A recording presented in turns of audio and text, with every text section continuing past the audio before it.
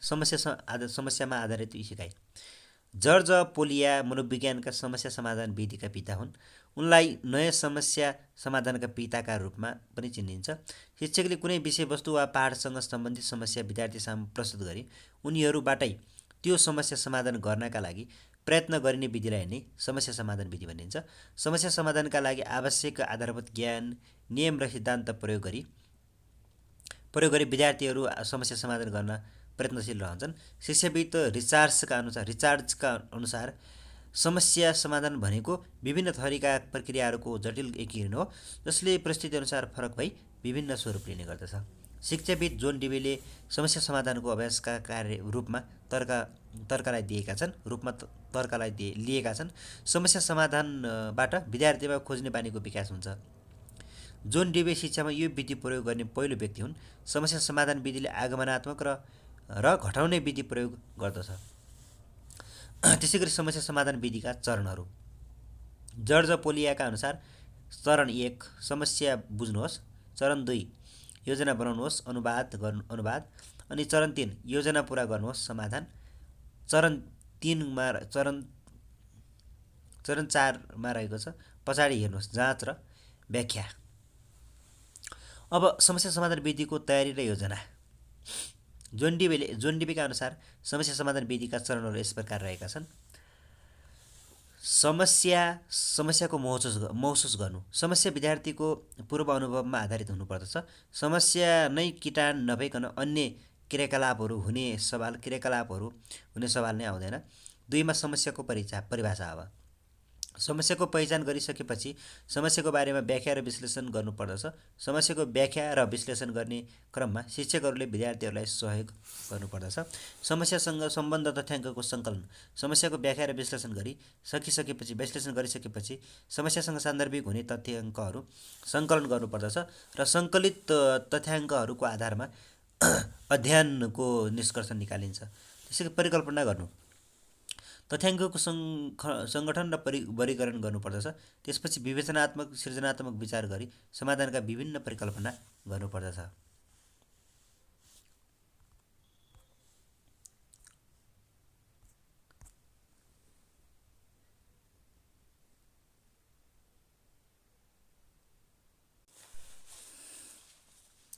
त्यसैगरी 5 मा रहेको छ परिकल्पनाको स्वीकृति वा अस्वीकृति। परीक्षणको आधारमा प्रमाणित भएको परिकल्पनालाई स्वीकार गरिन्छ भने प्रमाणित हुन नसकेको परिकल्पनालाई अस्वीकार गरिन्छ। अस्वीकार भएमा पुनः परिकल्पना निर्माण गरी कार्य गरिन्छ जबसम्म समस्याको समाधान हुन सक्दैन। समस्या समाधान विधिको प्रयोग। विद्यार्थी केन्द्रित शिक्षण गर्न सबै विषयमा यस विधिको प्रयोग गर्न सकिने, सैद्धान्तिक र व्यावहारिक दुवै विषयमा प्रयोग गर्न सकिने, व्यक्तिगत कार्य र सामूहिक कार्यमा यस विधिको प्रयोग गरिने, औपचारिक र अनौपचारिक दुवै शिक्षणमा प्रयोग गरिने, विद्यार्थीहरूमा नयाँ ज्ञानको खोजी गर्न अनि विद्यार्थीहरूमा कुनै पनि समस्याको समाधान गर्न यो विधिले सामान्यकरण गर्न र वा संश्लेषण गर्न मद्दत गर्दछ। कक्षा कोठाको अवस्थामा समस्या समाधानलाई 2 चरणमा हेर्न सकिन्छ। सोच्ने तरिका, समस्या समाधानका चरणहरू, सिकाउने तरिका अनि समस्या समाधानका 3 आधारभूत कार्यहरू समावेश छन्। जानकारी खोज्ने, नयाँ ज्ञान उत्पादन गर्ने, निर्णयहरू तयार गर्ने। अनि त्यसै गरेर समस्या समाधान विधिका बेफाइदाहरू। समस्या समाधान गर्ने इच्छा शक्ति विकास गर्नु, विद्यार्थीको धैर्यतामा सुधार गर्नु, समस्याहरू समाधान गर्नु, विद्यार्थीहरूको आत्म अवधारणाको सुधार र विकास गर्नु अनि विद्यार्थीहरूलाई समस्या समाधान गर्ने रणनीतिहरूबारे सचेत गराउनु अनि विद्यार्थीहरूको क्षमता सुधार गर्न समस्या समाधान रणनीतिहरू सही रूपमा लागू गर्न।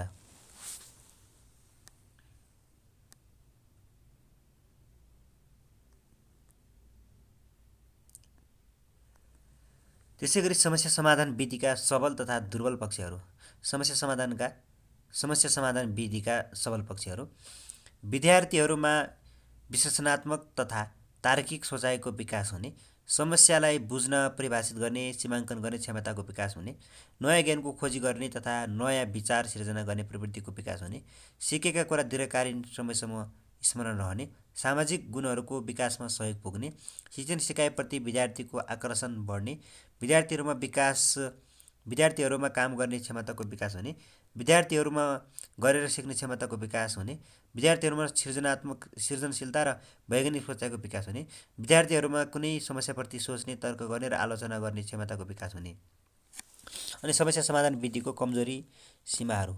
यस विधिको सञ्चालनमा धेरै समय लाग्ने अनि कमजोर विद्यार्थीहरू सहभागी हुन नरुचाउने, योग्य दक्ष कुशल शिक्षकको अभावमा सञ्चालन गर्न कठिनाइ आउने, कृत्रिम समस्या प्रस्तुत गरिएमा सिकाइ प्रभावकारी हुन नसक्ने, आवश्यक सामग्रीहरूलाई एकीकृत गरेर नतिजाको अनुमान गर्न धैर्यता विद्यार्थीमा नहुने अनि कक्षा पठन नियन्त्रणमा समस्या आउन सक्ने, समस्या समाधानमा उचित तथ्य प्राप्त नभएमा उल्टो नतिजा प्राप्त हुने, शिक्षकप्रतिको विश्वासमा कमी आउने सम्भावना रहने।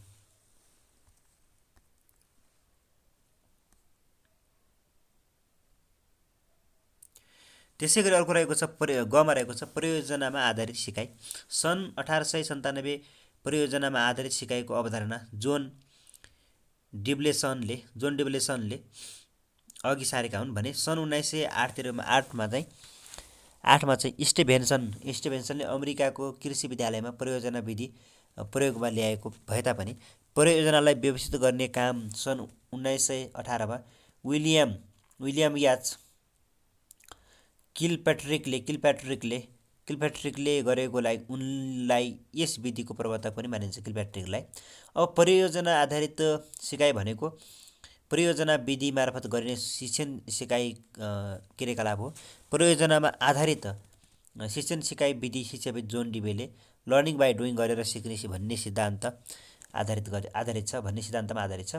अनि विद्यार्थीलाई निश्चित अवधिसम्म निर्धारित कार्यदि गर्न लगाउने विधिलाई परियोजना विधि भनिन्छ। परियोजना विधिमा विद्यार्थीका दैनिक जीवनसँग सम्बन्धित सामग्रीको सङ्कलन गरी खोज, अनुसन्धान, विश्लेषण, संश्लेषण र मूल्याङ्कनद्वारा निष्कर्षमा पुग्ने काम गरिन्छ। स्टिभेन्सनले सर्वप्रथम सन् 1908मा अमेरिकाको कृषि विद्यालयमा परियोजना विधि प्रयोग गरेका थिए। परियोजनामा आधारित शिक्षण सिद्धान्त व्याख्या। उद्देश्यको सिद्धान्त। कुनै पनि परियोजना उद्देश्यमूलक हुनुपर्दछ। उद्देश्यकै आधारमा परियोजना सञ्चालन हुन्छ।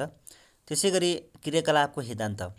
परियोजनाले सिकारुहरू विद्यार्थीहरूलाई क्रियाकलापमा शरीक हुने अवसर प्रदान गर्न सक्ने हुनुपर्दछ। अनि अनुभवको सिद्धान्त। परियोजनाले विद्यार्थीहरूमा अनुभव प्रदान गर्न सक्ने हुनुपर्दछ। त्यसै गरी वास्तविकताको सिद्धान्त।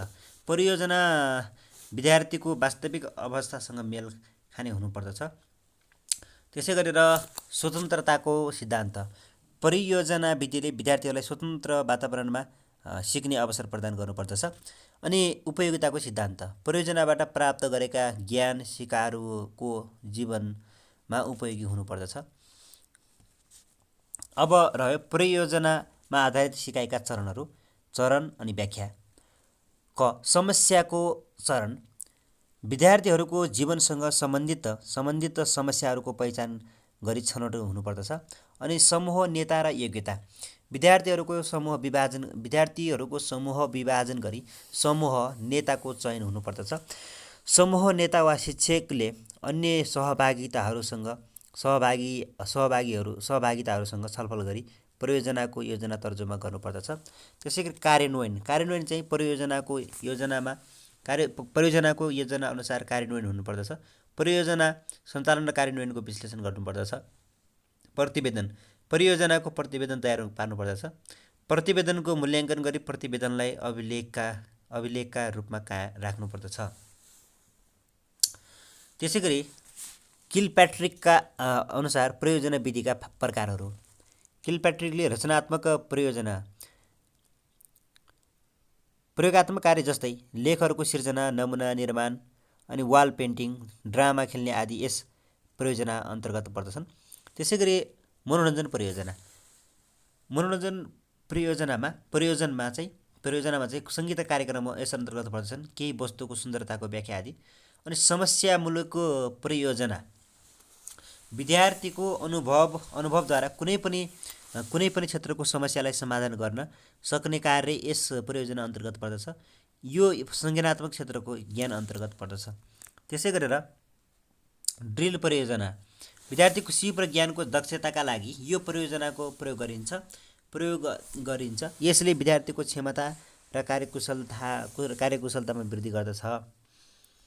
अब परियोजना विधिका फाइदाहरू।